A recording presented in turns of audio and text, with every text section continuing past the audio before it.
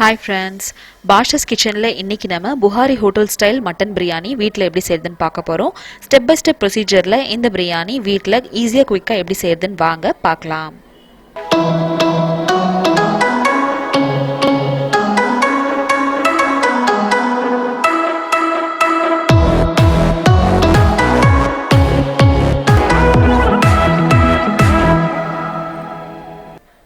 இந்த மட்டன் பிரியாணி செய்யறதுக்கு இங்கே நான் 1/2 கிலோ அளவுக்கு மட்டன் எடுத்திருக்கேன். ஒரு ப்ரெஷர் குக்கரில் கறி மூழ்கிற அளவுக்கு தண்ணி விட்டுட்டு வெறும் மிளகாத்தூள், மஞ்சத்தூள், உப்பு, கொஞ்சமாக வெங்காயம் சேர்த்துட்டு எல்லாத்தையும் நல்லா இந்த மாதிரி கலந்து விட்டுக்கோங்க. இப்போது லிட் க்ளோஸ் பண்ணி 3லேருந்து 4 விசில் வேக வச்சு எடுத்துக்கலாம். நீங்கள் டேக்ஷாவில் செய்கிறீங்க அப்படின்னா மொத்தமாக நம்ம கறியை வந்து வேக வச்சுக்கலாம். ஆனால் டேக்ஷா இல்லை அப்படின்னா வந்து இந்த மாதிரி குக்கரில் நம்ம வேக வச்சு எடுத்துக்க போகிறோம். அடுத்ததாக அரிசி இப்போ ஊற வச்சுருங்க. 2 கிளாஸ் அளவுக்கு அரிசி எடுத்திருக்கேன், அதாவது 1/2 கிலோ.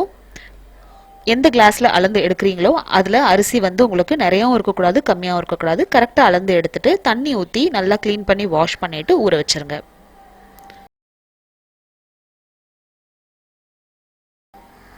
இப்போ ஒரு பேனில் 4லேருந்து 5 டேபிள் ஸ்பூன் அளவுக்கு எண்ணெய் விட்டுட்டு பட்டை, கிராம்பு, ஏலக்காய் போட்டு தாளிச்சிட்டு நீளமாக நறுக்குன வெங்காயத்தை சேர்த்துடலாம்.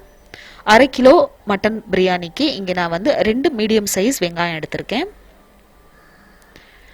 இந்த ஸ்டைல் பிரியாணியில் வந்து நம்மளுக்கு வெங்காயம் நல்லா வதங்கிடணும், அதாவது கோல்டன் ப்ரௌன் கலருக்கு ஆகிடணும். இந்த ஸ்டேஜில் தான் அடுத்து நம்ம தக்காளி சேர்த்துக்கணும். தக்காளி பாதி அளவு எடுத்திங்கன்னா போதும். 2லேருந்து 3 பச்சை மிளகா உங்களோட காரத்துக்கு ஏற்ப சேர்த்துட்டு எல்லாத்தையும் நல்லா வதக்கி விட்டுக்கோங்க. 2 டேபிள் ஸ்பூன் அளவுக்கு ஃப்ரெஷ்ஷாக அரைச்ச இஞ்சி பூண்டு பேஸ்ட் சேர்த்துக்கோங்க. இஞ்சி பூண்டு பேஸ்ட்டை ஒரு 3லேருந்து 4 நிமிஷத்துக்கு எண்ணெயில் வதங்க விடுங்க. இது வதங்கிட்டு இருக்க டைமில் நம்மளோட குக்கரில் வந்து பாருங்கள் 3-4 விசில் வேக வச்சு எடுத்த இந்த மட்டன் இப்போ ரெடி ஆயிடுச்சு. இந்த மட்டன் தண்ணியை வந்து நம்ம கீழே ஊற்றக்கூடாது. எந்த கிளாஸில் நீங்கள் அரிசி அளந்து எடுத்திருக்கீங்களோ அந்த கிளாஸ்லேயே வந்து இந்த தண்ணியை இந்த மாதிரி அளந்து எடுத்து வச்சுக்கோங்க. மொத்தமாக எவ்வளோ தண்ணி ஊற்றணும் அப்படின்றத நான் அரிசி போடும்போது சொல்கிறேன். இப்போ வேக வச்ச கறியை இந்த கிரேவியோட சேர்த்துடலாம். கறி ஏற்கனவே வெந்து தான் இருக்குது அப்படின்றதுனால நம்ம இந்த ஸ்டேஜில் வேக வைக்க வேண்டியதில்லை. ஜஸ்ட் எல்லாத்தையும் மிக்ஸ் பண்ணி விட்டுட்டு தேவையான எடுத்து வச்சிருக்க கொத்தமல்லி, புதினா, அப்புறம் 2 டேபிள் ஸ்பூன் அளவுக்கு தயிர் சேர்த்துட்டு எல்லாத்தையும் நல்லா இந்த மாதிரி மிக்ஸ் பண்ணிக்கோங்க. இப்போ ஒரு கொதி வந்ததுக்கு அப்புறமா நம்ம இப்போ அரிசிக்கு தேவையான தண்ணி சேர்த்துடலாம். ஃபர்ஸ்ட்டு நம்ம மட்டன் வேக வச்ச தண்ணியை சேர்த்துட்டு அதுக்கப்புறமா அரிசிக்கு தேவையான தண்ணி சேர்த்துக்கலாம். ஸோ ரெண்டையும் சேர்த்து வந்து 1 கிளாஸ் அரிசிக்கு இங்கே நான் 2 கிளாஸ் தண்ணி ஊற்றிருக்கேன்.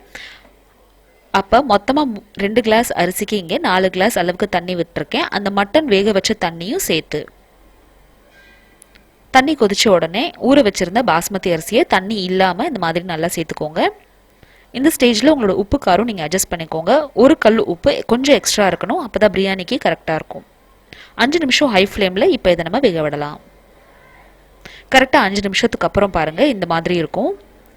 நீங்கள் இதே ப்ரெஷர் குக்கரில் செய்கிறீங்க அப்படின்னா ஃபுல்லாக க்ளோஸ் பண்ணிவிட்டு கரெக்டாக 2 விசிலில் ஆஃப் பண்ணிடுங்க. ப்ரெஷர் ஃபுல்லாக போகிறதுக்கு முன்னாடியே ஓப்பன் பண்ணிடுங்க. ஓப்பன் விசிலில் வச்சு வேக வச்சிங்க அப்படின்னா அரிசி நல்லா பொழு பொழுன்னு உங்களுக்கு வரும். லைட்டாக கிளறி விட்டுட்டு இன்னும் ஒரு 5 நிமிஷத்துக்கு இதை ஃபுல் ஃப்ளேமில் வேக விடலாம். டோட்டலாக 10 நிமிஷம் ஆயிருக்கு. 10 நிமிஷத்துக்கு அப்புறம் பாருங்கள் இந்த மாதிரி இருக்கும். சுத்தமாக நம்மளுக்கு தண்ணி இருக்கக்கூடாது. இந்த ஸ்டேஜில் தான் நம்ம வந்து பிரியாணியை தம்மில் வைக்கணும். லைட்டாக அடியிலேருந்து இந்த மாதிரி கிளறி விட்டுக்கோங்க. உங்களுக்கு வேணும்னா இந்த ஸ்டேஜில் 1 டேபிள் ஸ்பூன் அளவுக்கு நெய் விட்டுக்கலாம். இப்போ இதை நம்ம தம்மில் வச்சிடலாம். தம்மில் வைக்கிறது அப்படின்றது உள்ளே இருக்கிற ப்ரெஷரை உள்ளேயே சீல் பண்ணுறது. ஸோ அதுக்கு நம்ம ஃபஸ்ட்டு வந்து பர்னரை ஹை ஃப்ளேமில் வச்சுட்டு இதுக்கு கீழே நம்ம வீட்டில் யூஸ் பண்ணாத தவா வந்து நம்ம வச்சுக்க போகிறோம். தவாவில் சூடு ஏறி அந்த சூடு நம்மளுக்கு வந்து சாப்பாட்டில் நம்மளுக்கு தம் ஆகும்.